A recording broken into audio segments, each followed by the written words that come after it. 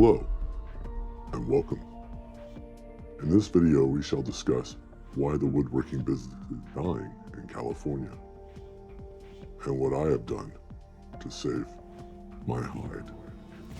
Welcome to an episode that will blow your mind. In today's video, we shall discuss why woodworking businesses are dying in California. Why it's the worst place in the world to start a business. I would say our state is run by morons and pea brains, but that wouldn't be very nice to the peas now, would it? In our history, not too long ago, they used to teach young boys and girls how to sew, cook your own meals, what they called it home economics. There was woodworking shop, there was plastics, metal shop, auto shop, drafting, typing. All of these things you had to take as a class, otherwise you didn't graduate. Now, they hardly exist. It's a death by 1,000 cuts, a slow motion disaster just waiting to happen.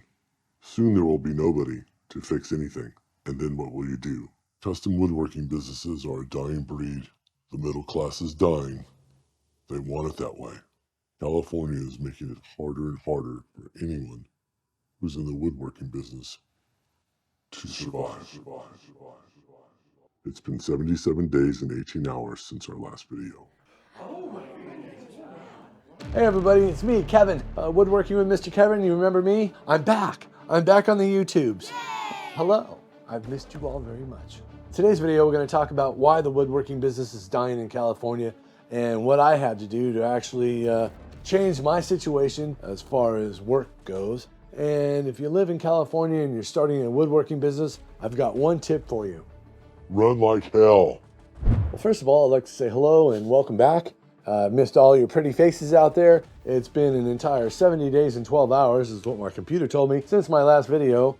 And a lot has happened in that 70 hours and 11 days. 70, 11 days and hours. Things like that. A lot of things have happened. And a lot of life-changing things and a lot of things that have changed my life. Because I said it was life-changing and it is. My best advice to anybody out there who's going to start woodworking and you want to start a business in California is make sure you're young, you know what you're getting into, you know all the taxes you have to pay, all the permits you need, how much everything costs, because the price of wood goes up and down like the freaking yo-yo. Know everything you need to pay, including your federal tax, your state tax, your social security tax, your self-employment tax, blah, blah, blah, blah, blah. All the tax. Probably 40 taxes you probably have to pay and you don't even know it. All these things you have to think about on a constant basis. And sometimes you're going to wake up at 2 o'clock in the morning and worry about, oh crap, did I forget to order that? Or did I even forget to charge people for that? Oh my God, then that's installed. Did I make that thing right? Was it 23 or was it 32? Crap, is it too tall? What if it's too tall? What am I gonna do? All these things go through your head at 3 o'clock in the morning. Don't ask me why, I have no idea, but that's what happens. And be prepared. I've had a lot of people text me, email me, call me on the phone, hey, how come you're not putting out videos? What's going on? And I'm gonna explain why I think the woodworking business is dying in California. If you hear the word California, you probably know why. It's in California. In California, we're overtaxed, overregulated, overstimulated. Everybody wants to buy cheap stuff. And when you say custom woodworking, it means made by hand. Made by hand. This is a table I made by hand 1 billion years ago for the Six Rivers Brewery. I have to refinish it today because today's my only day to do it because I'm working somewhere else. What? What you say? You're working somewhere else? Yes. HumboldtCraftworks is still a business.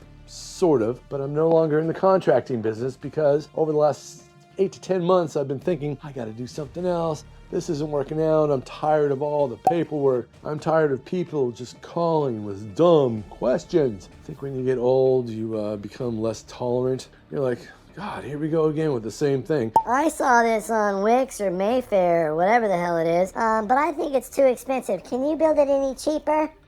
Or, I saw this on Etsy, but they ran out. I think it's kind of expensive. Can you build it cheaper since you're closer? No, you can't. I live in California. Have you seen the prices in California? So over the last 8 to 10 months, I've been thinking, which is a bad thing because usually what you think happens. You kind of manifest your own reality, right? Well, it's kind of woo-woo, but it kind of is true.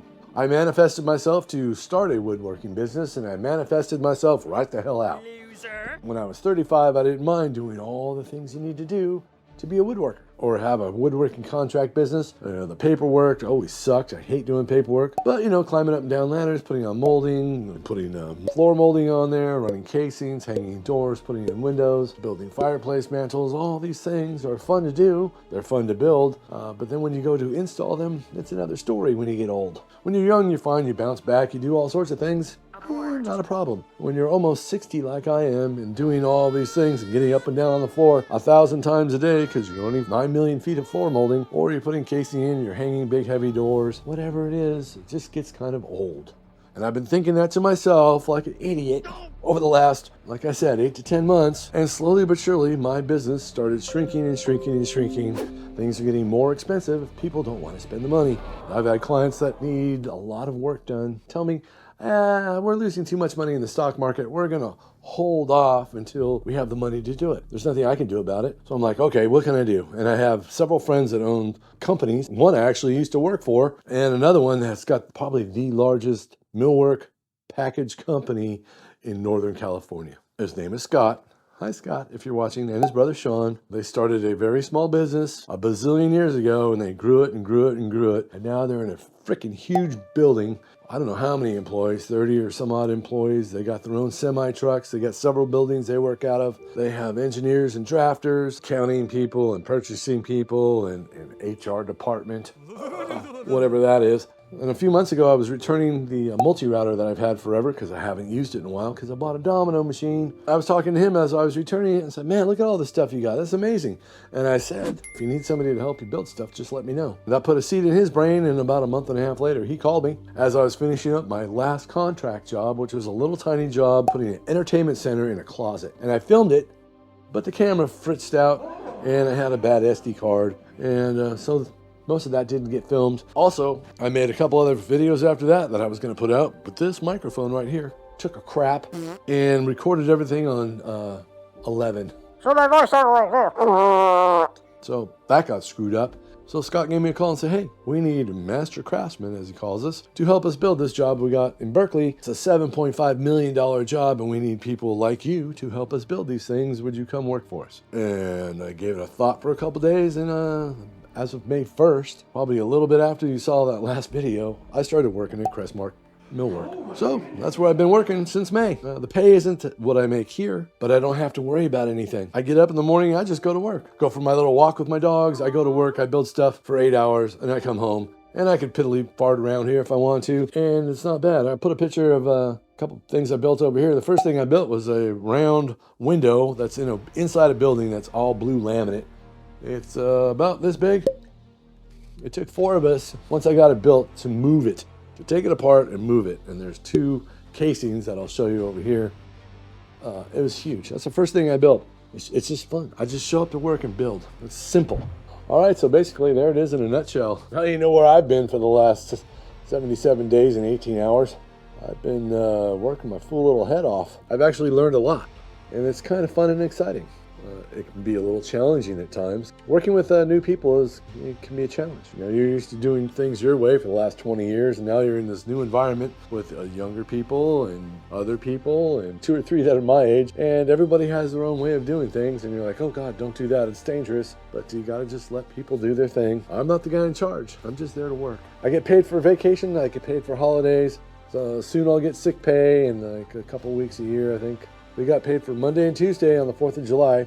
You can't beat that. It's not bad. What works for me might not be working for you. You might say, oh, screw it, I'm still going to start a woodworking business. So I have just some little sage advice from an old fart that's been doing it a long time. If you're going to start a business, start when you're young so you can screw up a lot and it won't matter as much. Save your money. Make sure you have a nest egg put aside somewhere because you're going to screw things up. I have a client that's still waiting for me to finish his 9-foot tall curved raised panel chest. I don't even know what you want to call it. It's got 2 drawers and a bunch of shelves and doors. And I gave him a price like $9,000 some odd dollars because I did work for him before. Turns out $9,000 got us right to the point where we had everything milled, bent, curved, all the raised panels done. And That was it. And it's probably going to cost another $6,000 to finish it. But I told them I'd do it, but it's going to take a while because I screwed up. And that's the other thing. Be honest with your clients. Don't bullshit them. You know, if you screw something up, you say, hey, dude, I screwed up this thing big time. I thought it would be this much, but the hours are taking longer.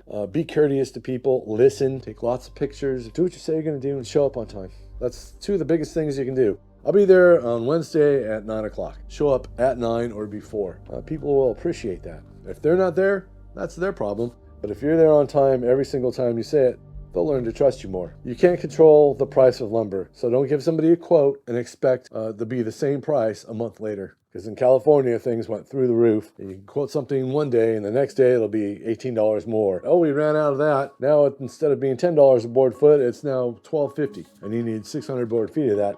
That's a huge number. This is the way it is. The price of finish went up. The price of wood has gone up in California. There's an MSRT, or what is it called?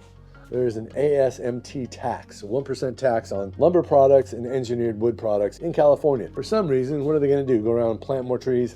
I doubt it. They just want your tax. They tax the crap out of you. That's why I say it's the death of woodworking in California, because you have no opportunity whatsoever to compete with somebody in Texas or Florida or even Arizona. Our gas prices are still $5.50 a gallon. Diesel is almost $6 a gallon. Anything that comes into California has just a ridiculous amount of regulations that it has to have. Your truck has to have ceramic filters. The filter's $15,000. On it goes. The price of everything is going through the roof, and the more people leave California, the more they raise the taxes because they're stupid. And like I said, this state is run by morons and pea brains. That's what I have. That's where I've been. That's what I've been doing. The good thing is, working for somebody else, I am learning something new every day. I have my camera with me all the time, my phone. And when I think of something to make videos for this place right here, I take a picture.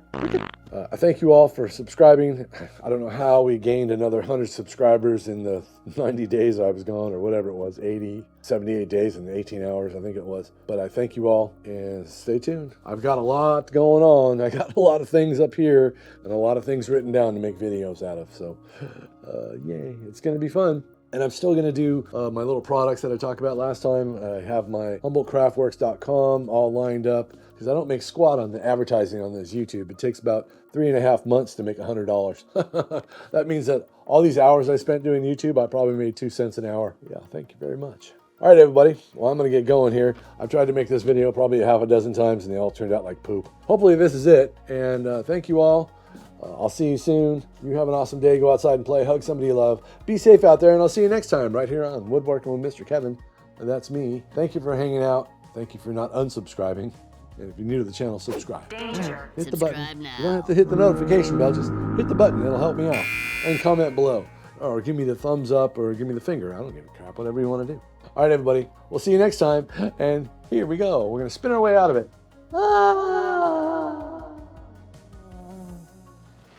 And on top of all that, I got a new editing video program, and I'm learning that. That's why everything here looks a little different. It's very confusing, but I don't have to pay it monthly. Just one payment, and I'm done. Cheaper, better, faster, stronger, and way more stuff to learn. There's always something to learn. There's always something to do. Don't be a lazy poop, and I'll see you soon. That almost rhymed, right? Have an awesome day. See ya. Subscribe now.